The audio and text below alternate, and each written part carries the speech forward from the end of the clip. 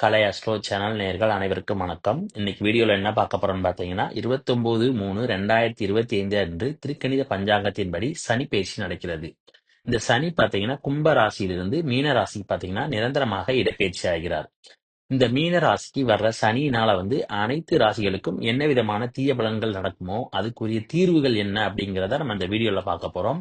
ஏன்னா சனியினுடைய பார்வையானது 3, 7, 10 இந்த பார்வையின் மூலமா பார்த்தீங்கன்னா ஒவ்வொரு ராசிக்கும் தீய பலன்கள் நடைபெறுவதற்கான வாய்ப்பு இருக்கிறது.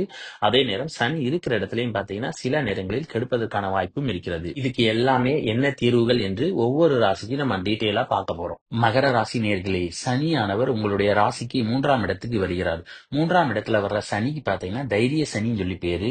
இந்த 3ஆம் இடத்துல வர்ற சனி பாத்தீங்கன்னா நிச்சயம் மகர ராசிக்கு பாத்தீங்கன்னா நிறைய நல்ல பலன்களை செய்வார். ஆனால் அவர் வக்ரமான காலகட்டத்துல பாத்தீங்கன்னா உங்களுக்கு தீய பலன்கள் செய்வதற்கான வாய்ப்பு இருக்கிறது. அந்த சமயத்துல நீங்க சனியிடமிருந்து எப்படி தப்பிக்கலாம் அப்படிங்கறத பத்தியா நம்ம இந்த வீடியோல பார்க்க போறோம். சனியினுடைய வக்ர காலத்துல பாத்தீங்கன்னா சனி 3ஆம் இடத்துல இருக்கிறதுனால உங்களுடைய இளைய சகோதர சகோதரிகளிடம் பாத்தீங்கன்னா நீங்க முடிந்த அளவுக்கு விட்டு கொடுத்து போவது நல்லது. அப்பதான் என்னன்னா நீங்க சனியினுடைய பிடியிலிருந்து நீங்க தப்பிக்க முடியும். அதோட எந்த ஒரு காரியத்தையும் பாத்தீங்கன்னா எடுத்தோம் கவித்தோம் அப்படிங்கிற மாதிரி முடிக்க கூடாது. நிதானத்தோடு நீங்க ஒரு காரியத்தை செய்தீங்கன்னா நிச்சயம் உங்களுக்கு வெற்றி என்பது கிடைக்கும். அப்புறம் சனிக்கு பாத்தீங்கன்னா எப்பயுமே நேர்மையாக இருக்குது பிடிக்கும். 3ஆம் இடம் பாத்தீங்கன்னா அரசு காரியங்களை குறிக்கக்கூடிய இடம்.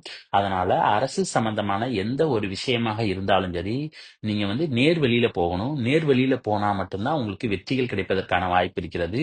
குறுக்கு வழியில போறது இந்த காலகட்டத்தில் நீங்க தவிர்க்க வேண்டும். முடிந்தவரை அரசு சம்பந்தமான காரியங்களை பார்த்தீங்கன்னா அந்த சமயத்தில் தவிர்ப்பது ரொம்ப நல்லது. சனியினுடைய 3ஆம் பார்வையானது உங்களுடைய ராசிக்கு 6ஆம் வீட்டுல விழுவதனால உங்களை சுற்றி இருக்கக்கூடிய எதிரிகளினுடைய பலம் பார்த்தீங்கன்னா இந்த சமயத்துல அதிகமாக இருக்கும்.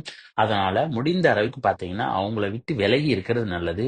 அப்பதான் நீங்க பிரச்சனையிலிருந்து விடுபட முடியும். இல்லை என்றால் பார்த்தீங்கன்னா உங்களுக்கு சனியினால பிரச்சனைகள் அதிக அளவு வருவதற்கான வாய்ப்பு இருக்கிறது. அதே நேரம் அந்த சமயத்துல பார்த்தீங்கன்னா முடிந்த அளவுக்கு யார்ட்டையுமே வம்பு தும்பு வச்சிக்காமல் இருப்பது ரொம்ப நல்லது. 6ஆம் இடம் பார்த்தீங்கன்னா வேலையை குறிக்கக்கூடிய இடம். அதனால உத்தியோகம் செல்றவங்க பார்த்தீங்கன்னா முடிந்த அளவுக்கு வேலையில அனுசரித்து இருப்பது நல்லது.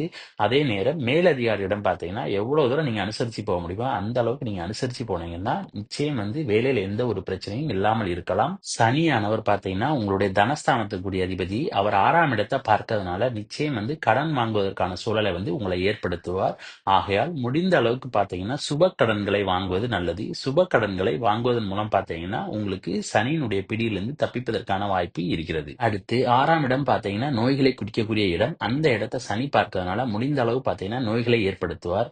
ஆகையால் நீங்கள் சாப்பிடுற சாப்பாட்டுல கவனமாக இருக்க வேண்டும். அதே நேரம் முடிந்தவரை பார்த்தீங்கன்னா 3 வேளையும் சரியான வேளையில என்னன்னா சரியான அளவு உணவு எடுத்துக்கொள்ள வேண்டும். அதே நேரம் போதிய அளவு பார்த்தீங்கன்னா நீங்க நன்றாக தூங்கினால் நிச்சயம் நோய் வராமல் தப்பித்துக் கொள்ளலாம். 6ஆம் இடம் பார்த்தீங்கன்னா தாய்மாமனை குறிக்கக்கூடிய இடம். முடிந்த அளவுக்கு பார்த்தீங்கன்னா உங்களுடைய உறவுகளிடமிருந்து நீங்க விலகி இருப்பது நல்லது. ஏன்னா இதனால சண்டைகள் வருவதற்கு வாய்ப்பு இருக்கிறது. நீங்க அவங்க கிட்ட விலகி இருந்தீங்கன்னா நிச்சயம் பார்த்தீங்கன்னா சண்டைகள் வருவதை தவிர்க்க முடியும். சனியினுடைய 7ஆம் பார்வையானது உங்களுடைய ராசிக்கு 9ஆம் இடத்தை பார்க்கிறது.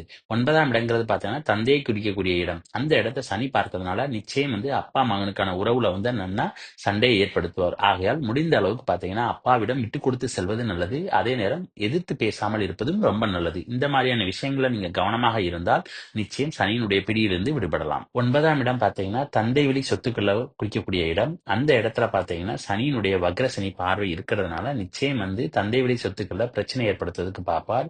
அதனால எந்த ஒரு முடிவையும் பார்த்தீங்கன்னா அந்த சமயத்துல அவசரப்பட்டு முடிவெடுக்க கூடாது. கொஞ்சம் நிதானமா ஆற போட்டு நீங்க அதன் பிறகு பார்த்தீங்கன்னா சனியுடைய வக்ர நிவர்த்தியான பிறகு நீங்க முடிவுகள் எடுத்தீங்கன்னா நிச்சயம் நல்ல பலன்கள் கிடைப்பதற்கான வாய்ப்பு இருக்கிறது. அடுத்து சனியினுடைய 10ஆம் பார்வையானது உங்களுடைய ராசிக்கு 12ஆம் வீட்டுல விழுவறதுனால நிச்சயம் பார்த்தீங்கன்னா உங்களுடைய உறக்கத்தை கெடுப்பதற்கான வாய்ப்பு இருக்கிறது. ஆகையால் முடிந்த அளவுக்கு பார்த்தீங்கன்னா எவ்வளவு சீக்கிரமா தூங்க முடியுமோ அந்த தூங்குறத பிராக்டிஸ் பண்ணிக்கோங்க. அதே நேரம் காலையில பார்த்தீங்கன்னா சீக்கிரமாவே எந்திக்கிறதுக்கு கொஞ்சம் பழகிக்கோங்க. இந்த மாதிரியான விஷயங்களை நீங்க ஈடுபட்டீங்கன்னா நிச்சயம் சனியின் பிடியிலிருந்து விடுபட முடியும். அதே நேரத்துல நோய் நொடிகள் வராமலும் தடுக்க முடியும். இந்த நேரத்துல 12ஆம் இடம்ங்கிறது பார்த்தீங்கன்னா வெளிநாட்டை குறிக்கக்கூடிய இடம்ங்கிறதுனால வெளிநாடு சம்பந்தமான எந்த ஒரு முயற்சியும் பார்த்தீங்கன்னா இந்த நேரத்துல எடுக்காமல் இருப்பது நல்லது. ஏன்னா நீங்க முயற்சிகள் எடுத்து வெளிநாட்டுக்கு போனீங்கன்னா அங்க உங்களுக்கு பிரச்சனைகள் வருவதற்கான வாய்ப்பு இருக்கிறது. ஆகையால் வெளிநாடு செல்வதற்கான முயற்சிகள் பார்த்தீங்கன்னா இந்த காலகட்டத்தில் எடுக்காமல் இருப்பது நல்லது. அப்புறம் இந்த வீடியோ பிடிச்சிருந்தா லைக் பண்ணுங்க, ஷேர் பண்ணுங்க, கமெண்ட் பண்ணுங்க. மறக்காம பக்கத்துல உள்ள பெல் பட்டனை கிளிக் பண்ணிருங்க. தேங்க்யூ.